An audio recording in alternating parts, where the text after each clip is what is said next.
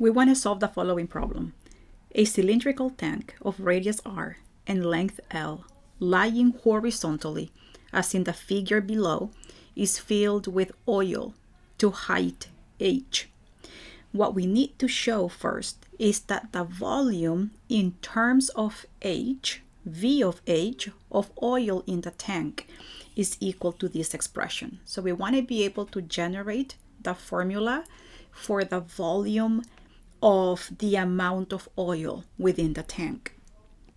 So let's draw a diagram. Let's say that this is pretty much the level of the oil up to this height over here. Then that means that this length is going to be denoted by h. We also know that this length, which is the length of the tank, is equal to L. And we know that the radius of the circular part of the tank, so this length over here, is equal to r. As I said a while ago, this part over here is representing the oil that is inside of the tank. In a sense, I could shade everything else, but I think it's unnecessary. This is over here good enough. So if I want to find the volume of this oil, I'm going to use the formula V equals the area of the part of the base times the height. Now we know that the height of this cylinder is equal to L. So I can immediately represent this over here by L. And then A, the area, represents the area of this little region right here, that region. I need to be able to find a way to find that area. If I can find that area, if I do that, then I'm just going to go ahead and substitute that here, and then I'm going to be able to find the volume of the oil inside of this cylinder. So then that's the goal. So how do we find this area? I'm going to go ahead and draw a larger diagram, a larger circle, because things are a little bit too cramped here. Pretty much all I have to do is to focus on this circle.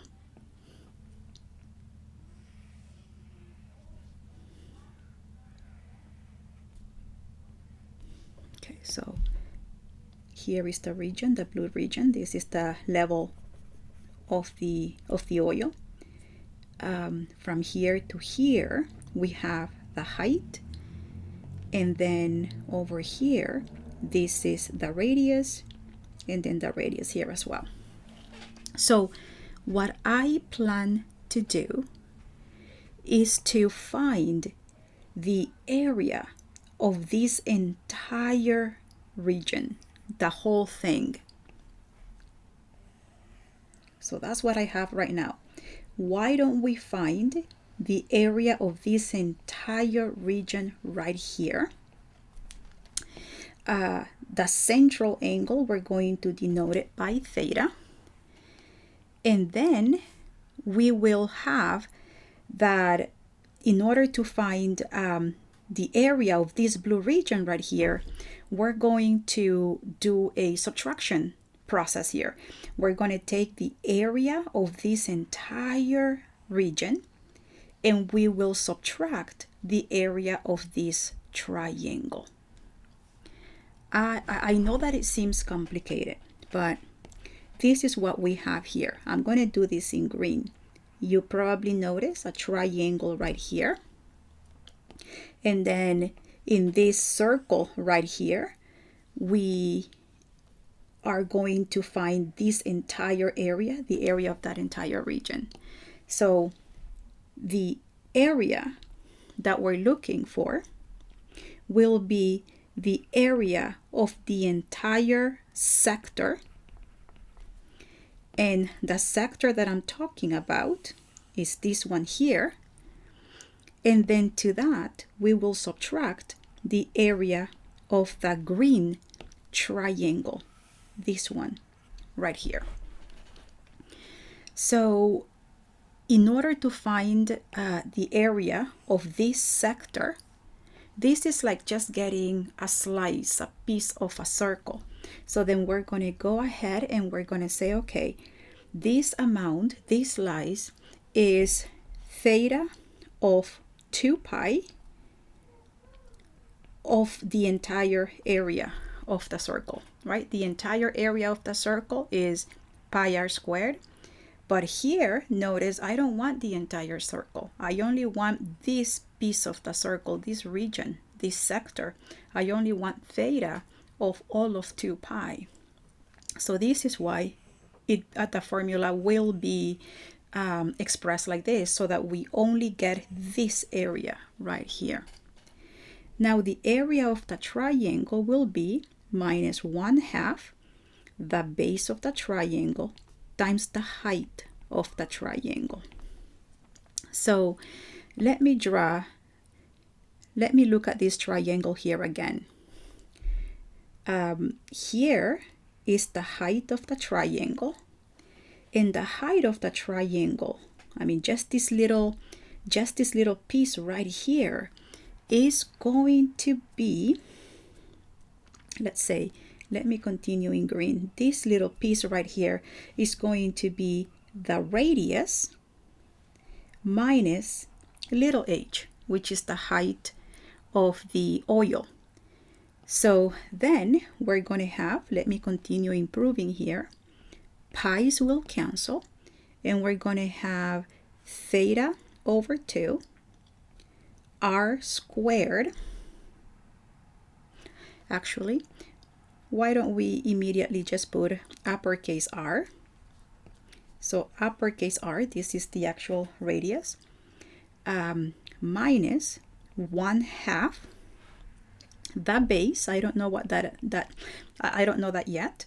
And then the height, we said that the height is uppercase R minus little h. Now we have to find the base of the triangle.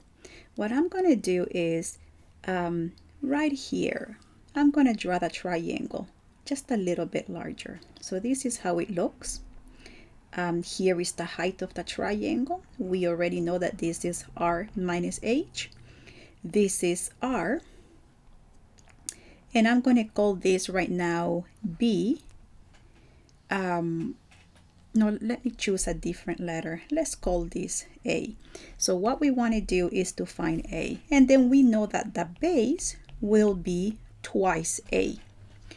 All right, so we can find A by using Pythagoras. So we can say over here that A squared plus R minus H squared is going to be equal to R squared. So then A is going to be equal to the square root of R squared minus R minus H squared. And if we expand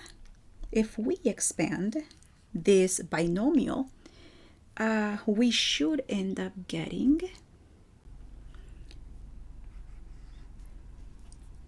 2RH minus H squared.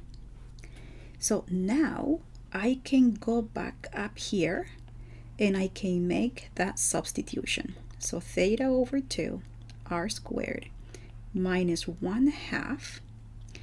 The base, remember, will be twice A.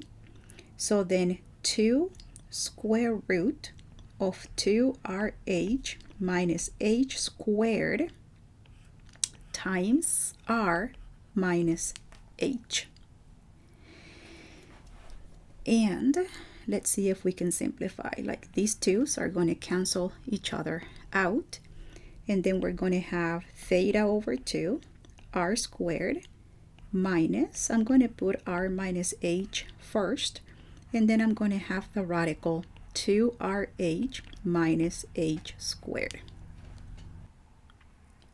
Now we have to find theta, and this is practically all that we need here to have the area of this little region right here. Notice that we have a theta, and we need to get rid of that theta. Practically, we want everything just in terms of r and h. So in order to do that, we're going to go back to this triangle right here.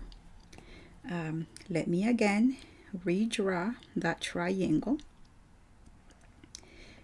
This angle is theta over 2, and so is this one right here. Remember again, the height of the triangle is r minus h, and the radius is going to be equal to r. So I think that it is considerably easier to use cosine. So the cosine of theta over 2 will be equal to the adjacent side, which is going to be this one, divided by the hypotenuse. So that's going to be r minus h divided by r. So theta over 2 will be equal to the cosine inverse of r minus h over r, meaning that theta will be 2 cosine. Actually, you know what? I'm going to leave it like this, because here on the left, if you notice, I have theta over 2, which is theta over 2 here. So I just need to do a substitution. That's considerably easier. So area will be equal to cosine inverse of, and I'm going to now separate this fraction into two terms. So 1 minus h over r times r squared. In fact, why don't we put the r squared, already thinking about differentiation? So I am going to place r squared here, and then we're going to have minus r minus h times the square root of 2rh minus h squared. So then this is now telling me that the volume of the oil inside of the tank will be L times r squared cosine inverse of 1 minus h over r minus r minus h to the square root of 2rh minus h squared. And I believe that now this expression should match this one right here. In fact, let me rewrite this in function notation. So in function notation, we're going to have v of h. Now this is part A. Part B is going to be now to find the derivative. Now let's begin with the derivative dv by dh. This is going to be equal to L. L is a numerical coefficient, so it's going to stay there. And then it is super important here to realize that the independent variable is h. So practically we are differentiating with respect to h. Everything else are just numerical coefficients. So in the first case, r squared will stay there, and then we will find the derivative of the cosine inverse.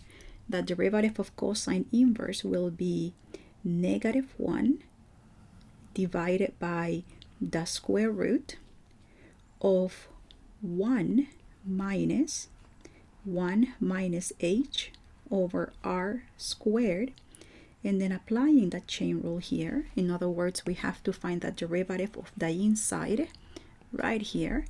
This is going to be equal to just -1 over r. Okay, let me just check that again. -1, that looks good, and that looks good. Then in this part right here, we're going to have to use the product rule.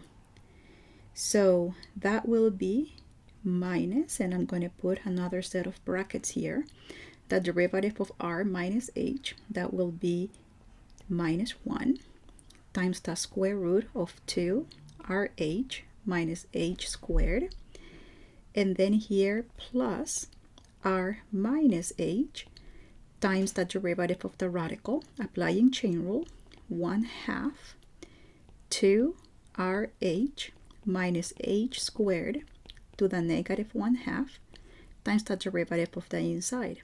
So then that means 2r minus 2h. Now simplifying just a little bit, let's see here. These negatives will cancel. This r will divide with this r over here. So then this is going to give us just simply r divided by the square root of 1 minus h over r squared. And then over here, let's see, minus square root of 2rh minus h squared. Then we're going to have plus r minus h times 1/2 times 1 over the square root of 2rh minus h squared. And we're going to factor a 2 from here just to continue the simplification process. Then continue simplifying so that eventually we get to the expression that they're asking. We're going to go ahead and let's see. I think that we're going to have to expand this right here. So we're going to have 1 minus, and then this is going to be 1 minus 2hr plus h squared over r squared. Just checking my work. I think that looks good. And then here we can start actually distributing that negative. So then this will be plus the square root of 2rh minus h squared. Then over here, notice how we can cancel those 2's. And then we are going to have minus r minus h squared. And all this divided by 2rh minus h squared.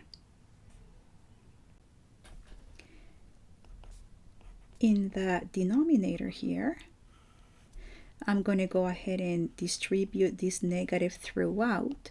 So then that's going to be square root of, if you noticed, we're going to have 1 minus 1, so that will cancel. And then we're going to have 2h over r minus h squared over r squared. Then over here, this will stay as is for now.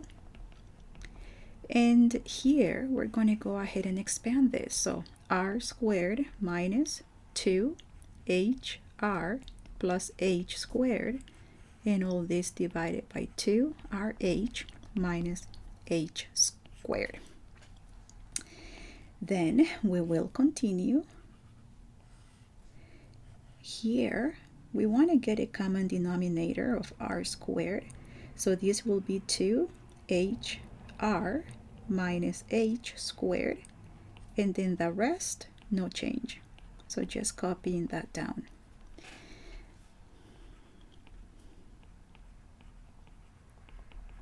Okay, like this, 2rh minus h squared. Now I want you to notice here, I will separate the radical into the square root of the numerator and the square root of the denominator.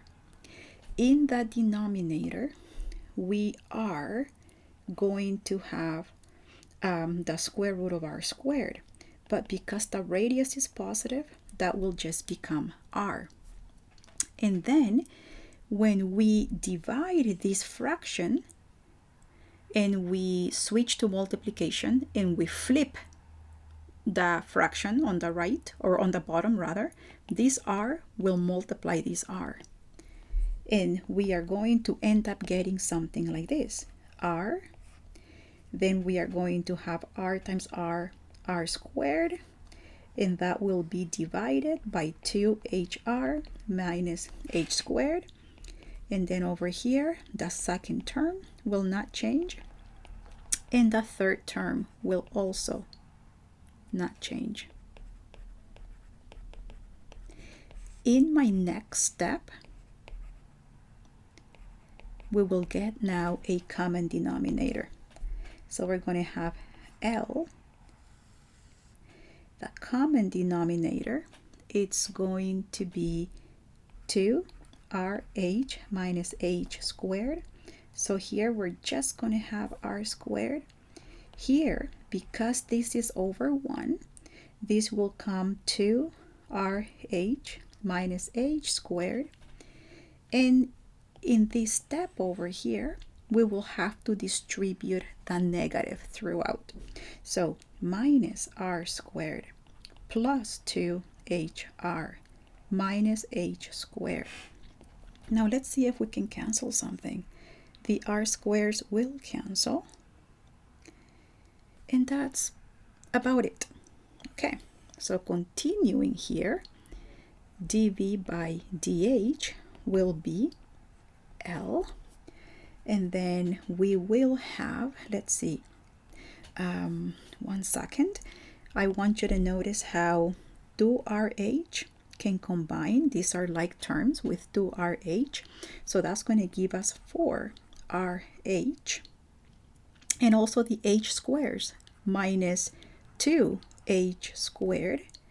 And all this will be divided by 2rh minus h squared.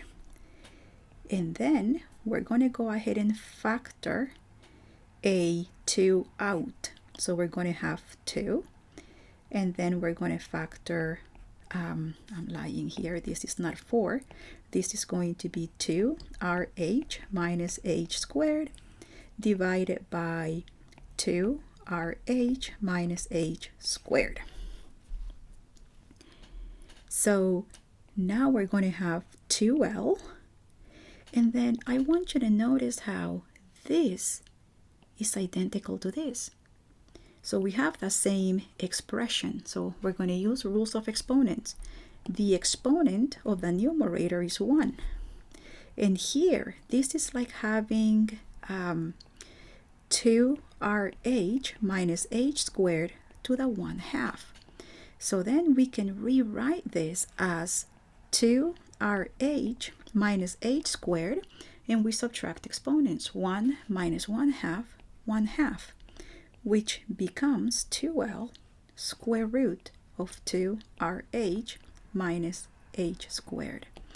And here is exactly the expression for that derivative with respect to h. Now part C is saying, suppose that r is equal to 1.5 meters and L is equal to 10 meters, and that the tank is filled at a constant rate of 0.6 meter cubes per minute. How fast is the height increasing? And this is obviously with respect to time when the height is 0.5. So let me write down again what we know. We know that dv by dt is equal to 0.6 meter cubes per minute. They want me to find dh by dt exactly when the height is 0.5 meters. Okay, so then we know that dv by dt using Leibniz form can be rewritten as dv by dh times dh by dt. Now, we want to find dh by dt, but they gave us dv by dt, which is 0.6. dv by dh, we kind of already found it. If you remember, dv by dh ended up being 2L times the square root of 2rh minus h squared. This is the expression that we just developed. So dv by dh, when L is equal to 10, when R is equal to 1.5, and when H is equal to 0.5, will be equal to 2 times 10, square root of 2 times 1.5 times 0.5 minus 0.5 squared. So practically we can now take this expression right here and we can substitute that here. So then this is going to be 20, and then we will have that long expression, 2 times 1.5 times 0.5 minus 0.5 squared, and then times dH by dt. So then you notice that dH by dt is going to be equal to 0.6, again divided by that expression, 2, 1.5, 0.5 minus 0.5 squared. And then as always, the units are important, and then since in the numerator we have dH, in the denominator here we have dt, then the units are going to be in meters per minute.